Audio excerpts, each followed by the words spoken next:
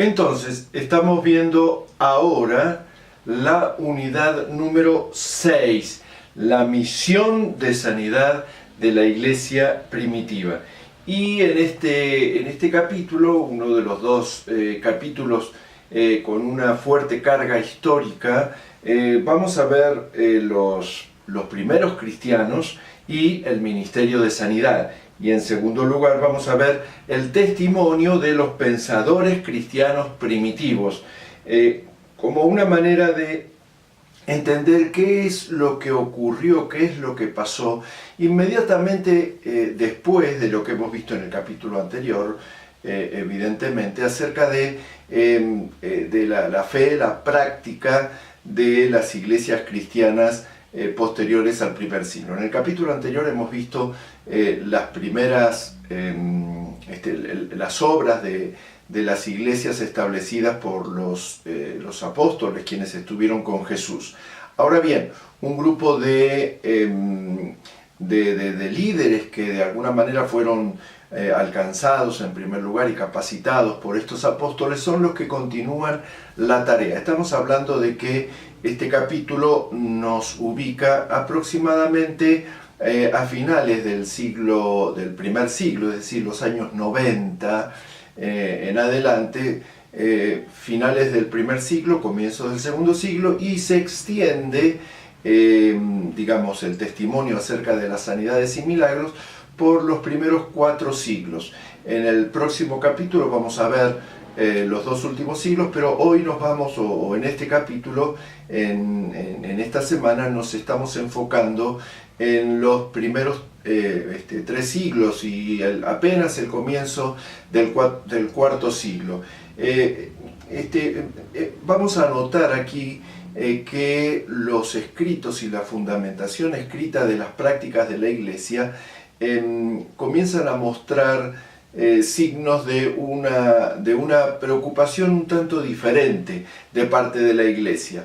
De alguna manera la Iglesia comienza a institucionalizarse, a necesitar defender su lugar en la sociedad, y por lo tanto los pastores como los teólogos, los apologistas, las personas que defendían la presencia de la Iglesia en su medio, y también los teólogos escritores, fueron dándole más y más atención a todos los elementos pastorales internos de la Iglesia y organizativos, y no prestar tanta atención como al principio en los escritos que tenemos del Nuevo Testamento al tema de la sanidad. Sin embargo, el hecho de que haya una menor cantidad de menciones al respecto no logra que perdamos de vista la presencia del ministerio y de la misión de sanidad de la primera iglesia, de la iglesia primitiva. Repetimos este concepto. Cuando hablamos de iglesia primitiva, estamos hablando de no solo la iglesia que fue fundada por Jesucristo y los apóstoles, y las prácticas que se realizaron mientras ellos estaban en vida, sino también la de los líderes inmediatamente después de los apóstoles y que recibieron la capacitación de ellos. Evidentemente, quienes lideraban la iglesia en esos primeros siglos estaban muy preocupados, a la luz de los escritos del apóstol Pablo y otros similares a él, estaban muy preocupados de mostrar y demostrar que las iglesias eran apostólicas, que venían de una sucesión de liderazgo que directamente se relacionaba con Jesucristo. Ahora, las marcas de una iglesia apostólica, como de un ministerio apostólico, tenía que ver no solo con la predicación del Evangelio, sino con esa misma predicación acompañada por hechos poderosos, por señales, por milagros y por supuesto por hechos de sanidad y de expulsión de demonios. Así que los primeros cristianos entendieron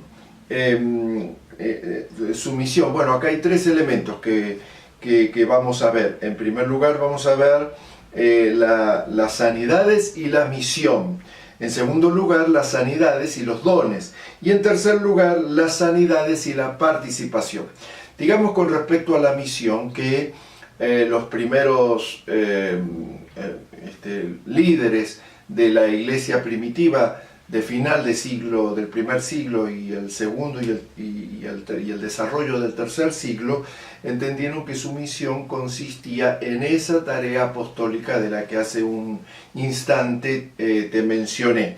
Ahora bien, con respecto a los dones, a las sanidades y los dones, ellos entendían también que los dones del Espíritu, los dones espirituales eran entregados a todas las personas que pasaban por los ritos que se aceptaban como parte de la iglesia y de su funcionamiento. Es decir, que la persona se bautizaba y en el momento en que se bautizaba estaba lista para recibir los dones espirituales. En este sentido, la iglesia de esa época era carismática, es decir, basada en el uso y ejercicio de los dones o los carismas que el mismo Espíritu Santo entregaba y repartía.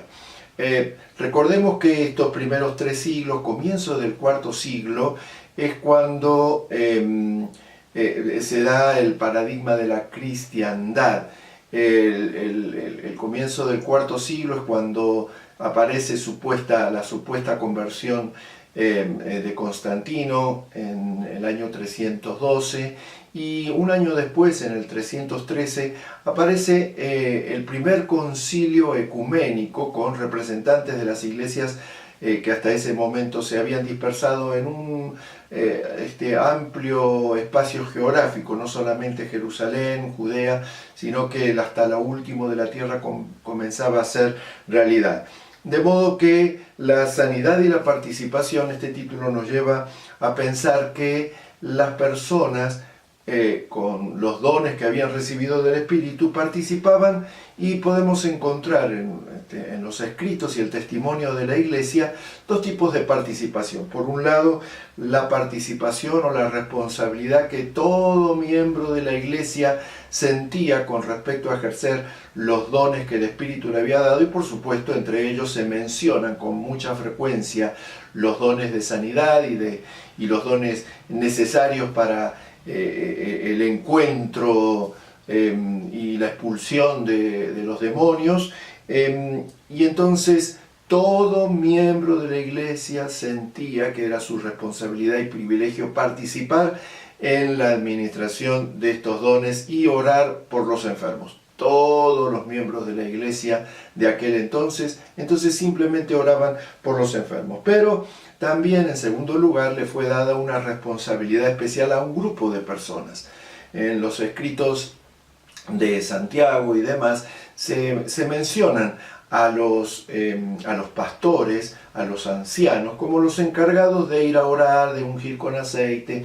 La oración de fe sanará al enfermo, y si hubiere cometido pecados, porque había en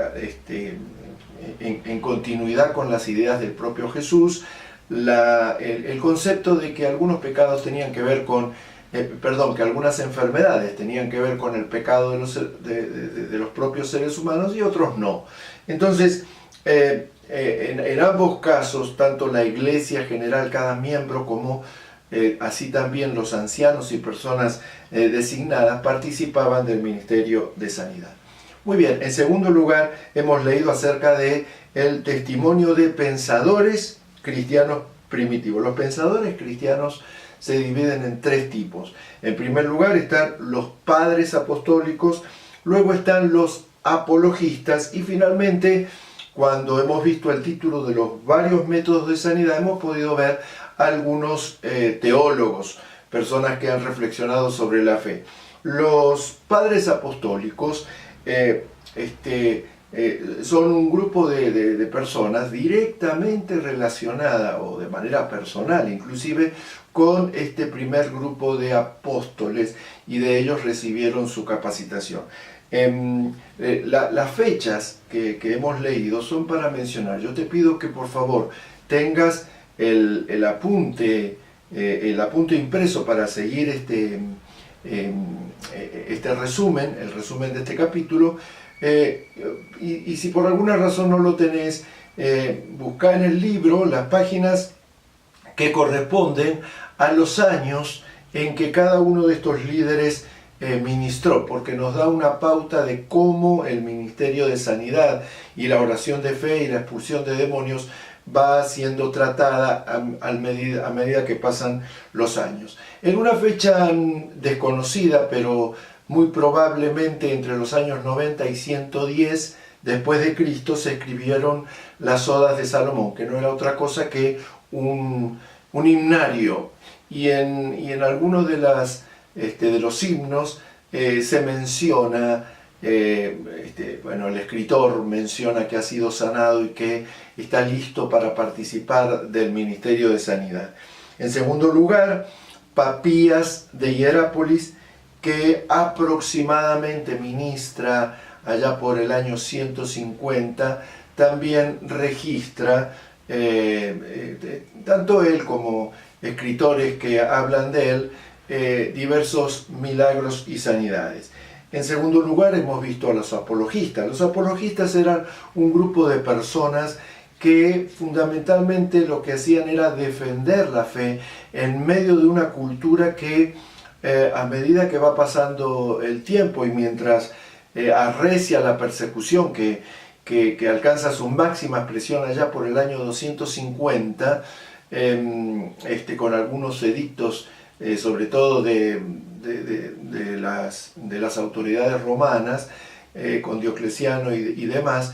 Allá por el año 250 es el momento más difícil de la iglesia. Entonces, mientras más se va acercando a esto, se ve la intensidad de la persecución y de las dudas puestas en esta iglesia naciente. De modo que podemos mencionar a tres.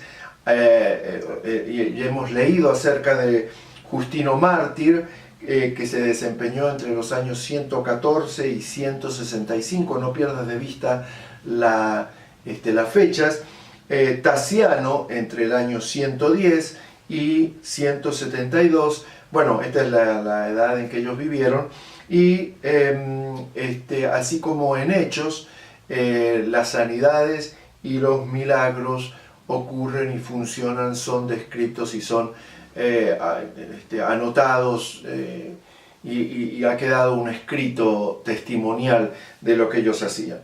Ahora, no solamente tenemos a los padres apostólicos con una cuota fundamentalmente pastoral, a los apologistas con una cuota filosófica, sino que tenemos en el título mencionado como varios métodos de sanidad a teólogos, como el propio Ireneo de Lyon en Francia y Tertuliano de Cartago en la parte norte del África.